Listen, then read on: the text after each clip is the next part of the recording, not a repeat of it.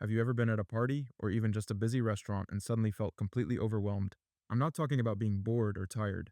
I mean overloaded, like everything is just too much all at once. Well, let's get into why that happens, because it's probably not what you think.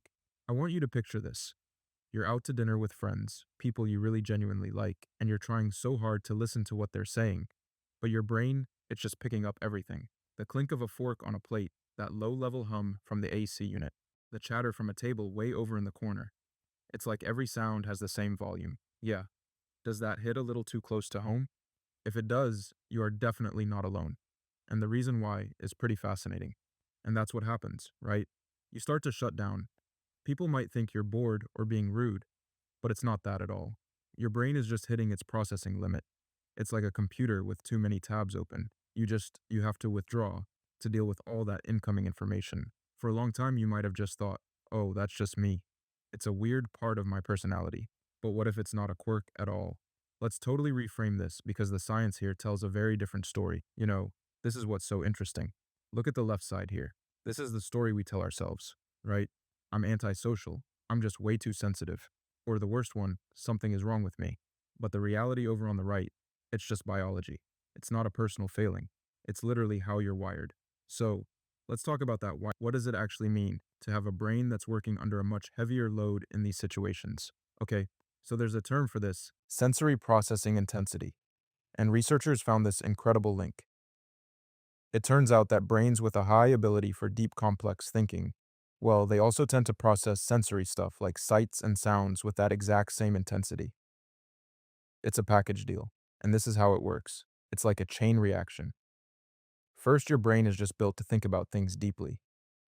Because of that, it automatically ramps up all the sensory information coming in. This puts a way heavier load on your nervous system, and the result, the environment stops being background noise and starts feeling like intrusive data that your brain just has to analyze. So, this is the big aha moment. After all those times you felt weird or different in a loud room. The most important thing to understand is that your brain isn't broken. It's just processing more. That's it. It's taking in more detail, more nuance, more information than most. Think of it like this: you have a high DE brain living in a standard definition world. So let's stick with that idea for a second. What does it actually look like to be processing more world? Well, while somebody else walks into a room and just registers a party, your brain is running a full diagnostic. It's analyzing the quality of the light, the texture of the tablecloths, the pitch of three different conversations at once, and it's even picking up on tiny, subtle social cues from people all the way across the room.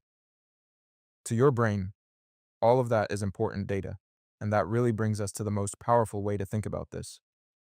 You are not antisocial. You are not too sensitive. You are simply processing more of the world than that room or that office was ever built to handle. So, I want to leave you with this question to think about. If this intensity isn't a bug, but a feature of your operating system, what are its superpowers? What amazing things is a brain that can see and hear and feel that much detail truly capable of?